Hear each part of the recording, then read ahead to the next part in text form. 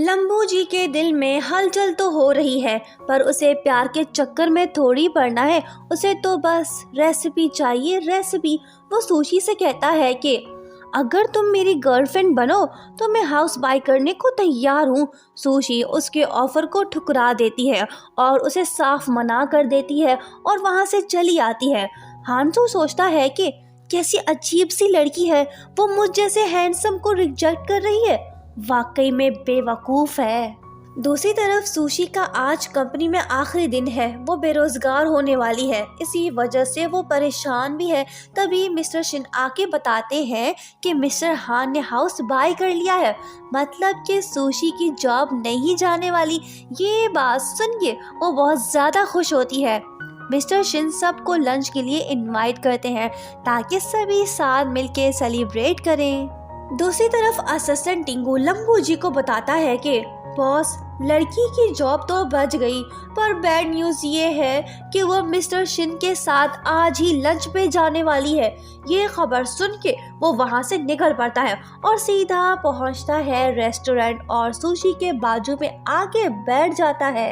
वो उसे साइड में ले जाके कहती है कि मिस्टर हान, थैंक्स जो तुमने हाउस बाय किया, पर इसका मतलब ये नहीं कि तुम मेरी प्राइवेट लाइफ में दखल अंदाजी करो। फिर कभी नजर मत आना, अब दफा हो जाओ। ये बोल के वो चली आती है। पर मिस्टर लंबू कहाँ हार मानने वाले हैं। वो फिर से आके सुशी के पास बैठ जाता है। मिस्टर शिन और दूसरी गर्ल समझ जाते हैं कि जरूर इन दोनों का कोई चक्कर चल रहा है। बहरहाल पी पी के कलीग्स तो टपक पड़ती हैं। अब बचे सिर्फ 3, सुशी, मिस्टर हान और मिस्टर शिन। लंबू जी और मिस्टर शिन के बीच जंग छिड़ चुकी है। वो उससे कहता है कि ये मेरी गर्लफ्रेंड है, मैं जो चाहे करूं। मिस्टर शिन कहता है कि छोड़ उसे, तुम सिर्फ कस्टमर हो, अपने औकात में रहो, यहाँ से दफा हो जाओ। वो कहता है कि ऐसे कैसे, मैं इसे अपने साथ ले जा रहा हूँ। सुशी उससे कहती है कि तुम्हें मरने का बहुत शौक है ना। वो उसे धक्का देती है।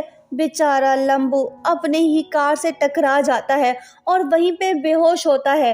टिंगू कहता है कि बॉस, आप जिंदा तो है ना, प्लीज इतनी जल्दी हमें छोड़ के मत जाओ, हम बेरोजगार हो जाएंगे। लौट आओ बॉस, लौट आओ। शैतान हांशू उसे आंख मार के कहता है कि नाटक जारी रखो। टिंगू बात को फौरन से समझ जाता है और वो सुशी से कहता है कि लड़की, तुम्हारा घर तो नजदीक है ना, इसे वहाँ ले चलते हैं। प्लान कामयाब हो गया।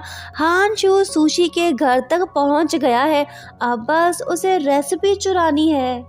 असिस्टेंट टिंगू सुशी से कहता है कि बॉस की सांस नहीं चल रही, तुम जल्दी से इसे रेस्क्यू ब्रीथ दो। वो सोचती है कि कहाँ फंस गई, अब मैं क्या करूँ। लड़की जल्दी करो, टाइम नहीं है, बॉस मर जाएगा। जैसे ही सुशी उसके करीब जाती है तो हांशू फौरन से उठ जाता है। वो कहती है कि शुक्र है बच गया। हांशू चिल्ला के कहता है कि ओ, मुझे बहुत दर्द हो रहा है, मैं उठ नहीं पा रहा। असिस्टेंट टिंगू सुशी से कहता है कि लड़की, आज रात हमें इसका ख्याल रखना होगा। वो सोचती है कि ओ नो, फिर से नहीं। A few moments later. वो कहता है कि सुन लड़की, मेरा दिल तेरे पे आ गया है, मैं तेरे को लाइक करने लगा हूँ, तुम ही मेरी गर्लफ्रेंड हो। वो कहती है कि चल हट गुंडे मवाली, मैं और तेरी गर्लफ्रेंड नहीं, नामुमकिन। जा किसी और को बेवकूफ बना, अगर अब कुछ भी गलत कहा तो डंडा दे मारूंगी। सुशी किचन में चली जाती है। लंबू को अच्छा मौका मिलता है। वो अपनी खानदानी सीक्रेट रेसिपी ढूंढने में लग जाता है, पर तभी सुशी आके उससे कहती है कि इसे नीचे रख वरना ठीक नहीं होगा। वो उसे बताती है कि ये वाइन मेरे डैड छोड़ के गए हैं, इसके अलावा उन्होंने मुझे कुछ नहीं दिया। हांशू सोचता है कि जरूर वो रेसिपी यहीं कहीं होगी। सुशी को ज्यादा ही पी के टपक पड़ती है और वो सो जाती है। नीम बेहोशी की हालत में हांशू उससे पूछता है कि तुम्हारे डैड कौन सी कीमती चीज तुम्हारे लिए छोड़ के गए हैं। वो कहती है कि ये बात तो मैं सिर्फ अपने फ्यूचर हस्बैंड को बताऊंगी। वो कहता है कि ओके, तो फिर हम एक हो जाते हैं। नेक्स्ट मॉर्निंग जब सोशी नींद से उठती है तो लंबू जी इसके पास ही बैठा होता है।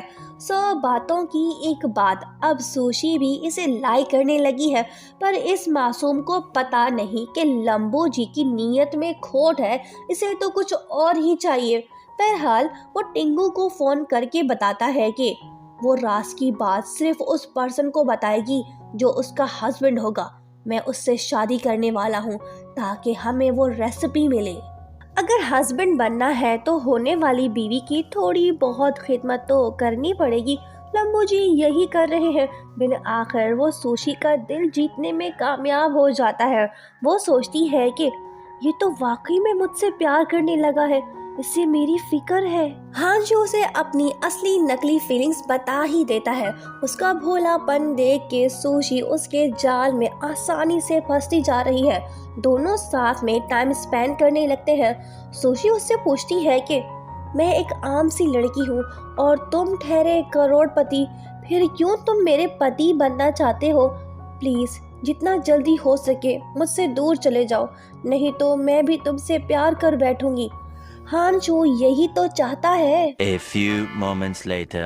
असिस्टेंट टिंगू सुशी को बताता है कि बॉस को जल्दी से कंपनी चलना होगा, हमारा नया परफ्यूम नहीं चला, बॉस की पोजीशन खतरे में पड़ गई है। ये सुन के हांजू सुशी से कहता है कि तुम फिक्र मत करो, मैं काम निपटा के वापस आता हूँ। A few moments later. जब हांशु लौटता है तो उसकी हालत ठीक नहीं होती। इसने तो कुछ ज्यादा ही पी लिया है, नाटक कर रहा है साला नाटक। बहरहाल हांशु सुशी से कहता है कि क्या तुम मुझसे शादी करोगी? मैं तुम्हें कभी धोखा नहीं दूंगा, ना ही तुम्हें छोड़ के जाऊंगा। सुशी फौरन से उसे हाँ कहती है। क्या हांशु सीक्रेट रेसिपी लेने के बाद उसे छोड़ देगा? क्या होगा आगे, ये तो हम ड्रामे के लास्ट पार्ट में ही देखेंगे। Thank you so much for watching.